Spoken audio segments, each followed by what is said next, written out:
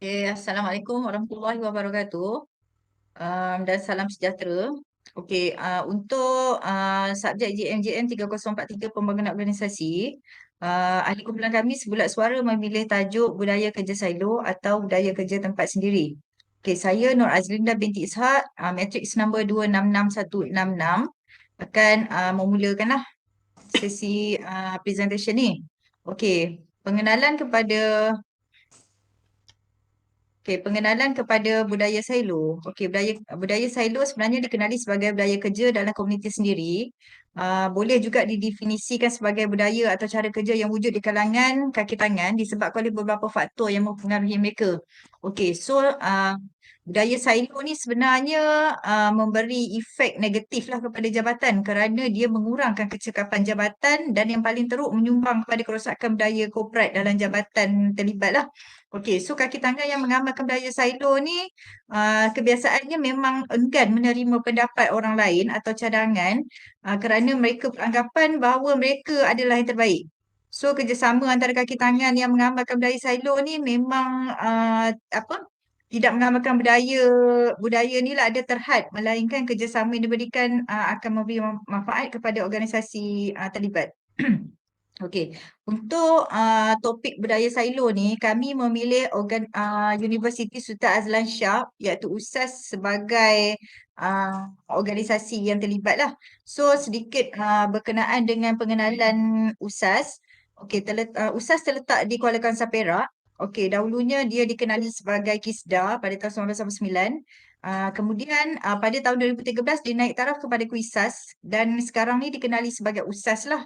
Bermula tahun 2016 dia telah dinaik taraf sebagai universiti penuh. Okey, pengurusan di USAS terbagi kepada dua, iaitu akademik dan pentadbiran. Okey, akademik terbagi kepada dua fakulti dan 11 jabatan pentadbiran. So, kajian yang kita buat ni, uh, back, back, back, back.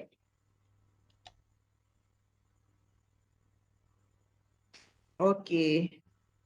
Okey, so saya akan pergi kepada kaedah diagnosis. Okey, kaedah diagnosis yang kami lakukanlah untuk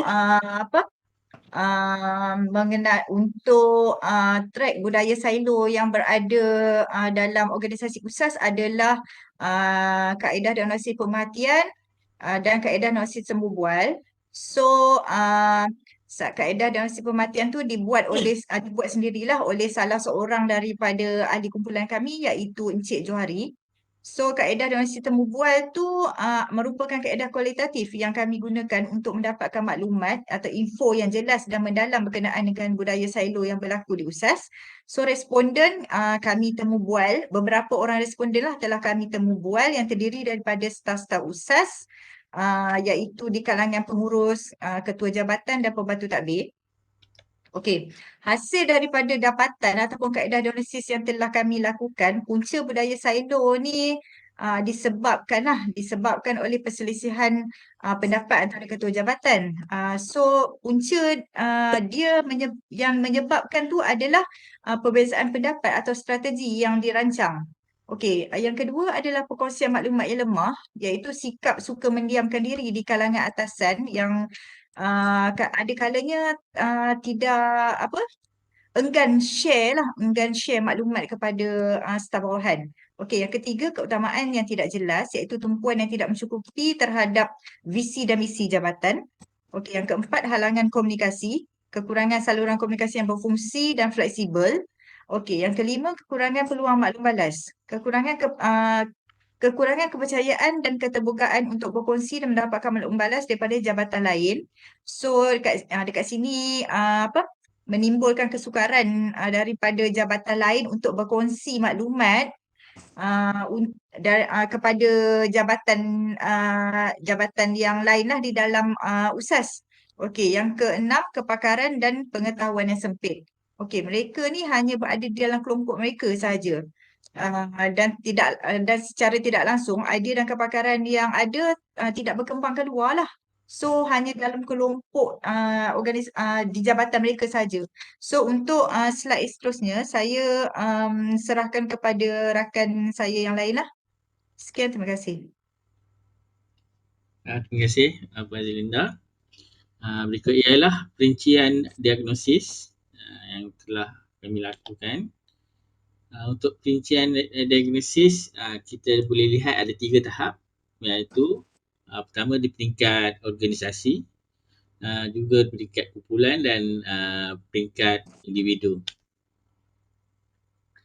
Untuk perincian diagnosis peringkat organisasi, dari segi input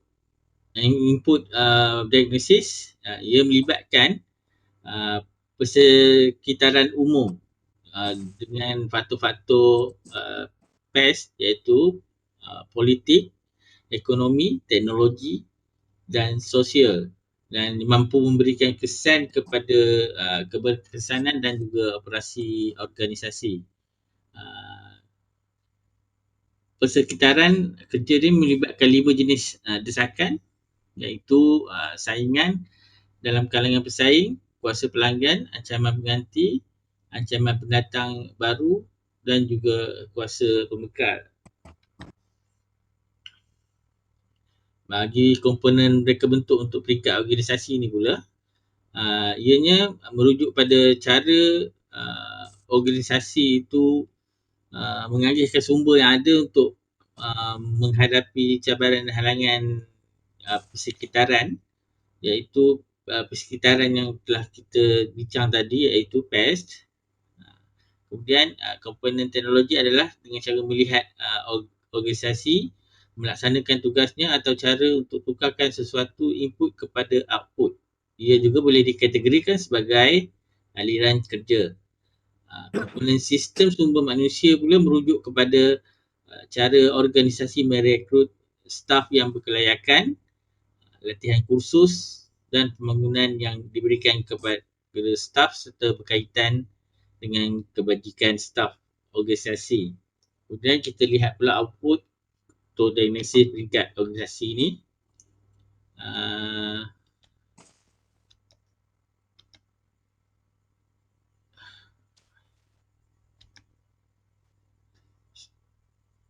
Baik, untuk output,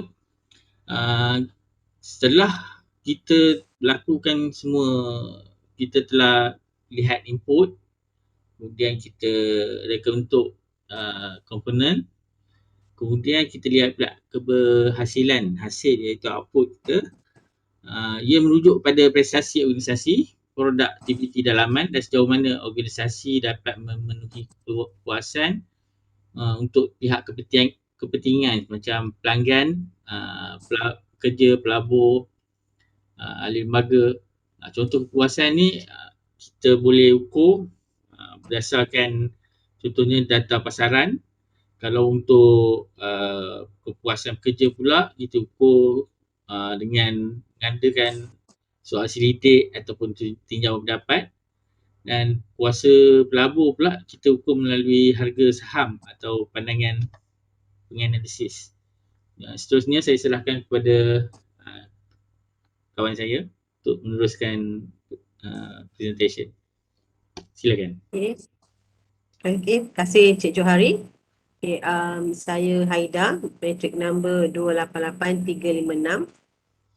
Okay, saya terus akan sambungkan dia punya seterusnya lah perincian diagnosis peringkat kumpulan, iaitu input, di mana bahagian input ni ialah dimensi bagi input dalam reka bentuk organisasi yang dibincangkan pada bahagian sebelum ni, iaitu teknologi, struktur, sistem sumber manusia, strategi, sistem pengukuran dan juga budaya sesebuah organisasi. Okey. Ia juga boleh dikatakan sebagai faktor-faktor luaran dari sesebuah kumpulan atau jabatan, malah akan menjadi penentu kepada pencapaian kumpulan tersebut. Okey, untuk ciri-ciri komponen reka bentuk pula, okey, ianya kejelasan matlamat adalah melihat sejauh mana sesebuah kumpulan atau jabatan memahami objektifnya. Okey, struktur tugas yang merujuk kepada cara kerja atau tugas kumpulan itu diselaraskan dan direka bentuk antara satu sama lain. Komposisi kumpulan yang melibatkan gabungan individu dalam sebuah kumpulan yang terdiri daripada pelbagai latar belakang. Next. Okay, ciri-ciri komponen tu reka bentuk dan seterusnya adalah output. Okey, bahagian yang terakhir adalah bahagian output yang melibatkan elemen keberkesanan pasukan atau kumpulan yang merujuk kepada prestasi dan kualiti kerja dalam satu pasukan. Okey, prestasi boleh diukur dari aspek keupayaan sesebuah kumpulan dalam mengawal atau mengurangkan kos serta meningkatkan produktiviti. Okey, keberkesanan pasukan juga mengambil kira aspek kepuasan bekerja dan kualiti kerjasama dalam satu pasukan.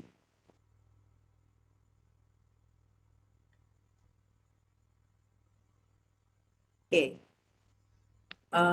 Seterusnya,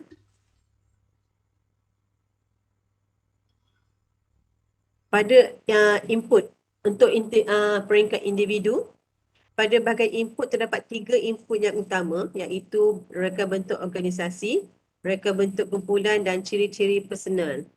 Okey, komponen bagi reka bentuk organisasi dan kumpulan adalah seperti yang dibincangkan pada bahagian yang sebelum ni lah, yang terdahulu ni, yang telah kita bincangkan. Okey, so dia punya ciri-ciri personal pula merujuk kepada demografi atau latar belakang kaki tangan seperti bangsa, agama, umur, jantina, kemahiran, pengalaman, tahap pendidikan, jawatan dan sebagainya.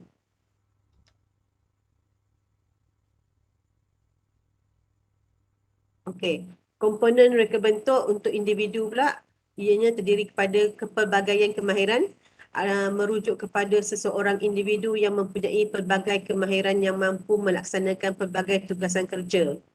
Identiti tugas yang mana seseorang individu itu mempunyai kesedaran dan mempunyai sifat tanggungjawab dalam dirinya dan melaksanakan segala tugasan yang diberikan. Signifikan tugas adalah berdasarkan individu yang merasakan betapa pentingnya tugasan sehingga memberikan kesan terhadap kehidupan orang lain.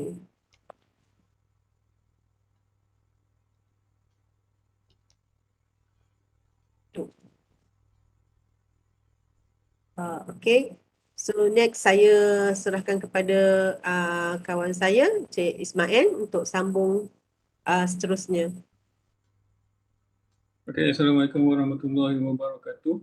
Nama saya Muhammad Ismail bin Ahmad, matrix number 266010.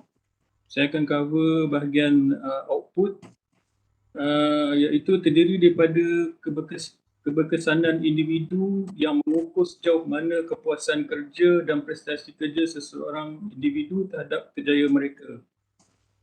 Pada peringkat ini, pengurus boleh melakukan sesuatu perubahan yang melibatkan sumber manusia untuk meningkatkan lagi atau mengekalkan kepuasan kerja dan prestasi kerja kaki tangan. Okey. Okey, proses analisis data. Kaedah yang digunakan oleh kumpulan kami dalam proses ini adalah kaedah kualitatif, iaitu temu bual kaki tangan usas yang terdiri daripada pengurus kanan, pengurus dan pembantu tadbir. Selain itu, kami juga menggunakan kaedah pemerhatian yang dilakukan di beberapa buah jabatan dalam usas. Kaedah kualitatif, sesi temu bual berstruktur telah digunakan sebagai kaedah kualitatif dalam kajian yang dibuat. Soalan-soalan yang telah dirangka dan ditetapkan dalam sesi temu bual diadakan bersama responden. Soalan-soalan yang kami kemukakan, kami mengemukakan iaitu 10 soalan seperti berikut. Soalan pertama, adakah tuan-puan mengetahui mengenai maksud budaya silo? Kedua, adakah tuan-puan merasakan wujudnya budaya kerja silo di tempat kerja tuan? Ketiga, apakah masalah-masalah yang wujud? Keempat, sejauh manakah sifat keterbukaan antara staf jabatan tuan dan jabatan-jabatan lain untuk berkongsi maklumat dan memberikan kerjasama? Soalan 5, apakah contoh-contoh yang pernah tuan-puan alami dan dapat tuan-puan berikan sebagai gambaran terhadap budaya kerja silo yang ada di tempat kerja tuan-puan? Yang keenam, adakah budaya kerja silo ini memberi impak kepada Jabatan Tuan-Puan dari segi kelancaran operasi kecakapan pelaksanaan tugas di Jabatan Tuan-Puan? 7, apakah antara impak atau kesan yang berlaku di Jabatan Tuan-Puan kesan dari wujudan budaya kerja silo ini? 8, pada pendapat Tuan-Puan, apakah yang dapat dilakukan bagi menangani budaya kerja silo? 9, apakah halangan-halangan dalam membasmi budaya kerja silo? Dan 10, apakah tindakan-tindakan bagi mengatasi halangan perubahan intervensi yang patut diambil? Okey, intervensi berkesan. Intervensi merupakan satu langkah yang perlu dirancang dengan teliti supaya ia dapat membantu perkembangan bagi sesebuah organisasi mengikut peredaran zaman. Ianya sangat penting kepada organisasi dan perlu dilaksanakan agar sesebuah organisasi terus bertahan menghadapi pelbagai cabaran sama ada dari aspek sekedaran umum. Intervensi ini juga membantu organisasi untuk terus bersaing dan kekal relevan dalam pasaran.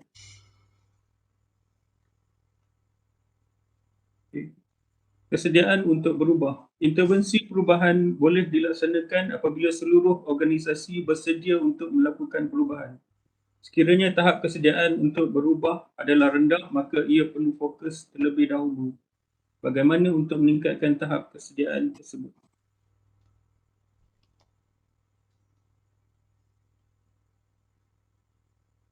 Kemampuan untuk berubah. Kemahiran, pengetahuan dan kepakaran dalam sesuatu bidang bagi melakukan perubahan yang lebih efektif. Menjemput individu yang mempunyai kepakaran dalam bidang tertentu bagi membantu dan merancang untuk melaksanakan sesuatu program berdasarkan kepakaran tersebut.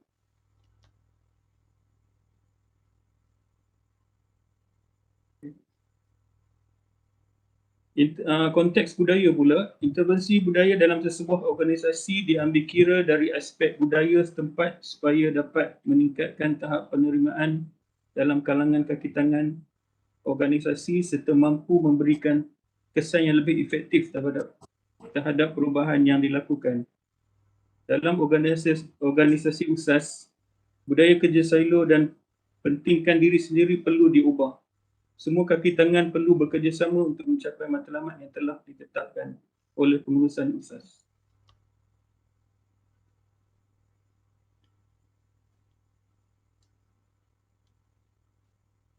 Kemampuan ejen perubahan. Kemahiran ejen perubahan adalah sangat penting dalam memastikan intervensi yang dilakukan berjaya. Sekiranya ia melakukan intervensi yang di luar kepakarannya, ia perlu meminta bantuan kepada seseorang yang pakar dan selayaknya dalam bidang tersebut.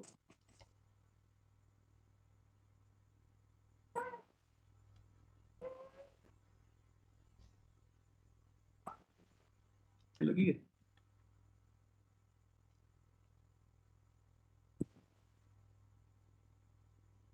Assalamualaikum warahmatullahi wabarakatuh. Saya Wan Nur Amalina binti Azhar, nombor metrik 266807. Seterusnya adalah halangan-halangan perubahan. Kaki tangan enggan bekerjasama dan sukar untuk mengadakan komunikasi antara satu sama lain.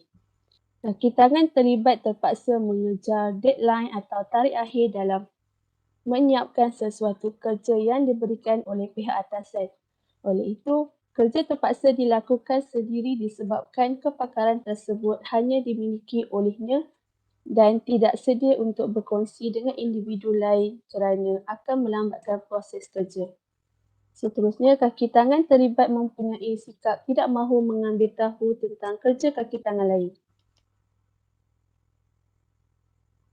Seterusnya adalah tindakan mengatasi halangan perubahan.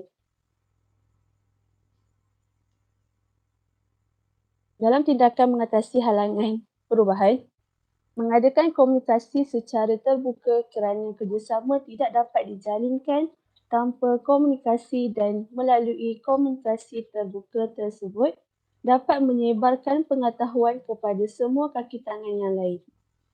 Seterusnya, tindakan seterusnya ialah kerap mengadakan mesyuarat agar idea-idea dapat dikongsi Yang ketiga, melatih kaki tangan tentang kemahiran kerjasama dan tugas yang berada di luar bidang kerja biasa mereka. Yang terakhir adalah kesimpulan. Kesimpulan melalui kajian yang dibuat berkenaan budaya kerja silo yang berlaku dalam organisasi USAS menunjukkan bahawa betapa pentingnya kewujudan pembangunan organisasi dalam memastikan organisasi berada dalam landasan yang betul demi mencapai matlamat, misi dan visi organisasi. Isu dan masalah yang berlaku dapat dikenal pasti melalui proses diagnosis yang dibuat dan intervensi perubahan yang dilaksanakan dapat menyelesaikan masalah yang wujud walaupun tidak secara keseluruhannya. Perubahan yang dibuat amat penting untuk memastikan organisasi berkembang dan membangun serta mampu berdaya saing dengan organisasi lain. Harapan pengkaji dalam kajian ini supaya idea yang disumbangkan dapat membantu pihak pengurusan USAS untuk membendung budaya kerja silo daripada berlaku dalam kalangan kaki tangan USAS pada masa akan datang.